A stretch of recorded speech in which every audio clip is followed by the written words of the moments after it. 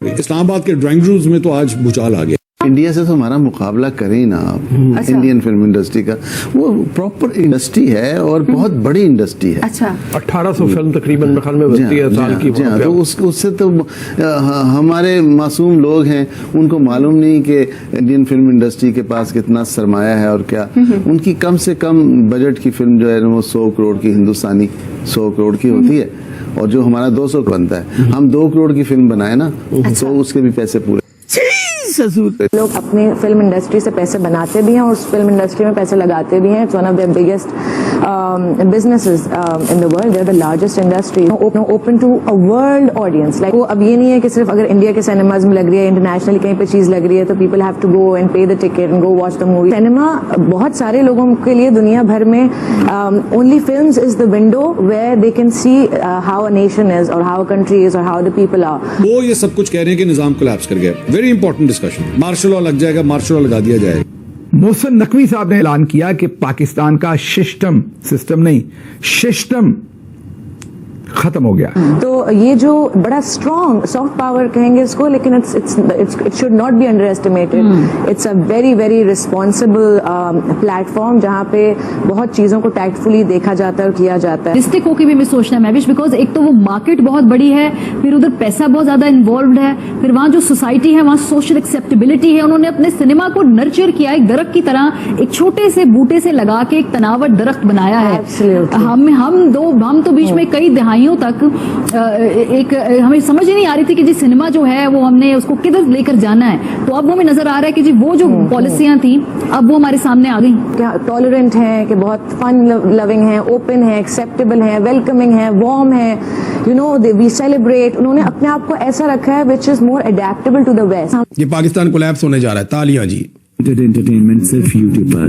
अगर आपने अभी तक हमारा चैनल सब्सक्राइब नहीं किया तो अभी सब्सक्राइब करें और बेल आइकॉन को क्लिक करके हमारी लेटेस्ट वीडियोस के बारे में अपडेट जानें। सिनेमा हाउसेस बहुत ही कम है जिसकी वजह से कोई भी प्रोड्यूसर फर्ज करें कि मैं इन्वेस्ट करना चाहता हूँ, फिल्म बनाना चाहता हूँ, तो मुझे सबसे बड़ा चैलेंज ये दरपेश होगा कि मेरी फिल्म लगेगी कि नहीं लगेगी, सिनेमास कितने हैं।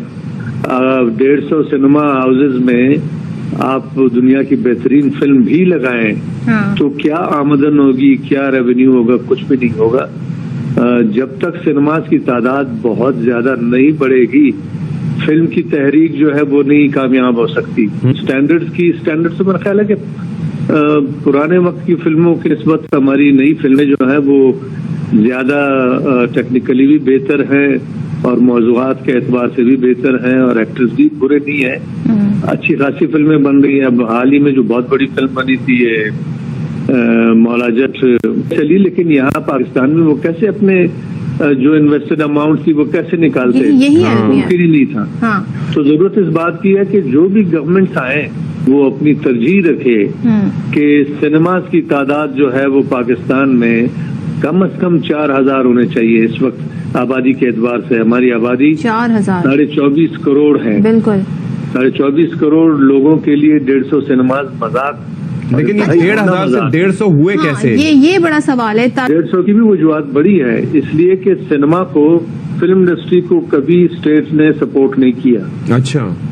कभी भी पाकिस्तान की पूरी तारीख में आज तक ये नहीं हुआ कि सपोर्ट मिली हो। बाकी दुनिया के सिनेमा इंडस्ट्री जब मसाइल का शिकार होती है तो गवर्नमेंट सपोर्ट करती है, मुख्तलिफ मराहत होती है, टैक्स एग्जाम्पशंस होती हैं और क्या नाम है फंड्स होते हैं जो प्रोड्यूसर्स को एनकरेज करते हैं कि वो लोन लें या फंड गवर्नमेंट से लें और ज्यादा से ज्यादा फिल्में बनाएं और बहुत सारी दूसरी सहूलतें।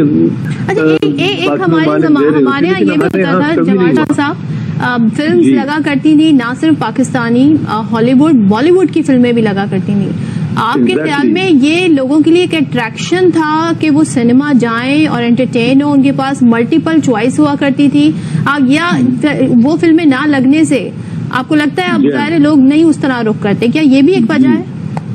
मल्टीपल चॉइस तो बहुत अच्छी बात है। ये मल्टीपल चॉइस का सिलसिला हमने 2007 में शुरू किया हमने ये सोचा कि इंडिया की फिल्में अगर लगेंगी तो आपका सिनेमा जो है वो रिवाइव हो जाएगा। you're absolutely right कि हमें तो यही नहीं पता था कि सिनेमा का पावर क्या है या सिनेमा को किस तरह इस्तेमाल किया जा सकता है। अब जाके वो चीज एक्टिवेट हो गई है after the revival, that we have that tool जिसको हम इस्तेमाल कर सकते हैं। एंड बिल्कुल सही बात है कि बजट्स हैं। तो ये सिस्टम तो कोलैप्स कर गया। तो अब अगर 4-5 ये सूबे, गिलगित बल्तिस्तान और जो बाकी 4 सूबे, इन पर आकर अगर फील्ड मार्शल साहब बैठ जाएंगे तो आप कहेंगे यार ये तो सब कुछ वैसा ही है, तो शराब भी पुरानी, बोतल भी पुरानी, मजा नहीं आएगा। तो अब पुरानी शराब नई बोतल में तो हो ना। तो आपको जरा वक्त ने एक दफा फिर दुल्हन बना दिया। आपको जरा एक दफा, आपको ये पता है कि ये इंतजामी यूनिट्स, अयूब खान ने आके भी पाकिस्तान के इंतजामी यूनिट, 1 यूनिट, फलाना यूनिट, टमकाना यूनिट, ये सब कुछ ये चेंज करते रहते हैं मिलिट्री जर्नल्स। कभी पूरे पाकिस्तान को 1 यूनिट बना देते हैं, कभी 2 हिस्सों में तकसीम कर देते हैं, कभी फिर 4 सूबे बना देते हैं, फिर 5वां सूबा। अब वो कहते हैं 25-30 इंतजामी यूनिट बनाने।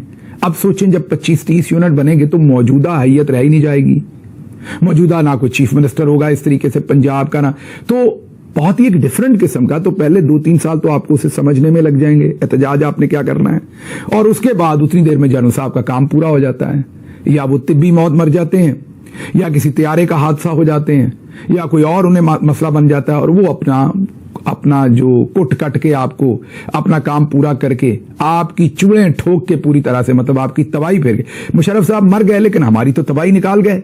उनके मरने जिंदा होने से कोई खास फर्क अब नहीं पड़ता। जियाउल हक साहब वफात पा गए, याया खान वफात पा गए, अयूब खान वफात पा गए, लेकिन जो बर्बादी हमारी नस्लों के मुकद्दर में लिख गए वो तो हम भुगत रहे हैं। ऐसे ही एक दिन कुल्लू नफ्सिन जायकातुल मौत, आसिम मुनीर साहब ने भी दुनिया से जाना है। यानी सवाए डोनाल्ड ट्रंप का फेवरेट फील्ड मार्शल बनने के कोई और चीज या क्रेडिबिलिटी या सरमायाकारी वो पाकिस्तान में तो नहीं आई। पहले कहा जनाब के सैकड़ों अरब हम पाकिस्तान में लेकर आ रहे हैं, वो भी नहीं आए। फिर कहा जनाब ओवरसीज पाकिस्तानी 1000 अरब रुपया लेकर आ रहे हैं, वो भी नहीं आए। फिर कहा जी मादनियात हमारे लिए गेम चेंजर साबित होने जा रही हैं, वो भी नहीं हुआ।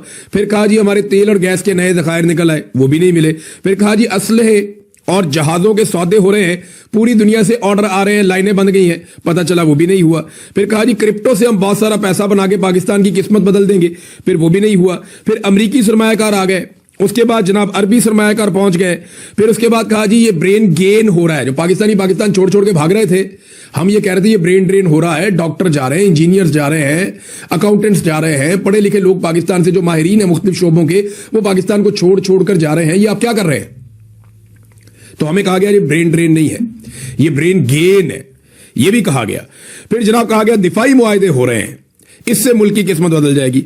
और अब जनाब ये कह दिया गया कि आखिरी हल ये है कि नए सूबे बना दिए जाएं, कि जनाब 20 सूबे और बना दो, ये कहा गया। ये सारा का सारा सिस्टम बैठ गया है। अब ये ढूंढ रहे हैं कि मलबा किसके ऊपर डालें।